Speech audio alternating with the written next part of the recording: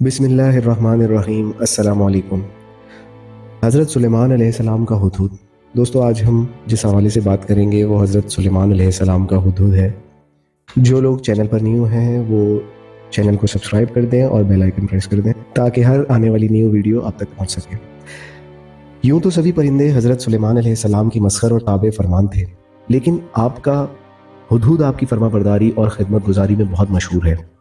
इसी हुदूद ने आपको मुल्क सबा की मलका बिल्कीस के बारे में खबर दी थी कि वो एक बहुत बड़े तख्त पर बैठकर सल्तनत करती है और बादशाहों के शायान शान जो भी सरो सामान होता है वो सब कुछ इसके पास है, मगर वो और उसकी कौम सितारों की पुजारी है।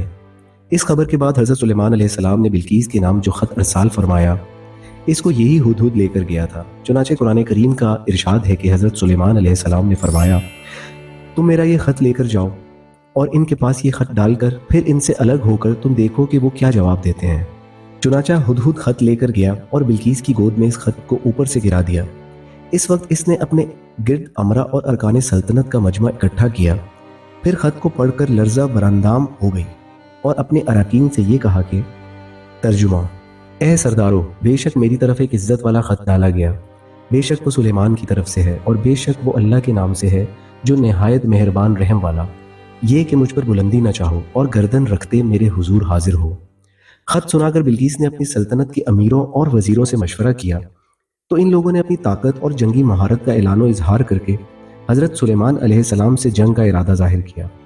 इस वक्त अक्लमंद बिल्कीस ने अपने अमीरों और वजीरों को समझाया कि जंग मुनासिब नहीं, क्योंकि इससे शहर वीरान और शहर की इज्जतदार बाशिंदे जलील व ख्वार हो जाएंगे। इसलिए मैं ये मुनासिब ख्याल रखती हूँ कि कुछ हदिया और तहाइफ उनके पास भेज दूँ। इससे इम्तिहान हो जाएगा कि हज़रत सुलेमान सिर्फ बादशाह हैं या अल्लाह के नबी भी हैं। अगर वो नबी होंगे तो हरगिज़ मेरा हदिया कबूल नहीं करेंगे, बल्कि हम लोगों को अपने दीन की इत्तबा का हुक्म देंगे, और अगर वो सिर्फ बादशाह होंगे तो मेरा हदिया कबूल करके नरम हो जाएंगे। चुनाचा बिल्कीस ने 500 गुलाम, 500 लौंडियाँ, बेहतरीन लिबास और वजीरों से आरास्ता करके भेजे और इन लोगों के साथ 500 सोने की ईंटें और बहुत से जवाहरात और मुश्क व अनबर और एक जड़ाऊ ताज माँ एक खत के अपने कासिद के साथ भेजा। हुदहुद सब देखकर रवाना हो गया और हज़रत सुलेमान अलैहिस्सलाम के दरबार में आकर सब खबरें पहुंचा दी।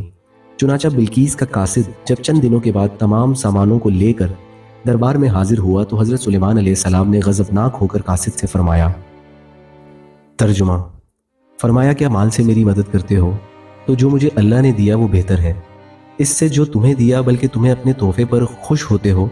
पलट जा इनकी तरफ तो ज़रूर हम इन पर वो लश्कर लाएंगे जिनकी इन्हें ताकत ना होगी, और ज़रूर हम इनको इस शहर से जलील करके निकाल देंगे, यूं कि वो पस्त होंगे।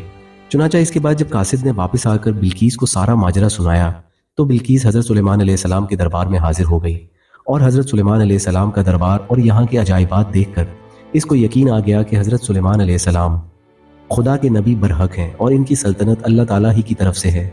हज़रत सुलेमान अलैहिस्सलाम ने बिल्कीस को अपने दीन की दावत दी तो उसने नहायत ही इखलास के साथ इस्लाम कबूल कर लिया।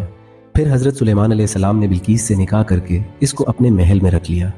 इस सिलसिले में हुदहुद ने जो कारनामे अंजाम दिए वो बिलाशुबा अजाइबात आलम में से हैं, जो यकीनन हज़रत सुलेमान अलैहिस्सलाम की मुअज्जज़ात में से हैं। अल्लाह ताला हम सब का हामी और नासिर हो। खुदा हाफिज़।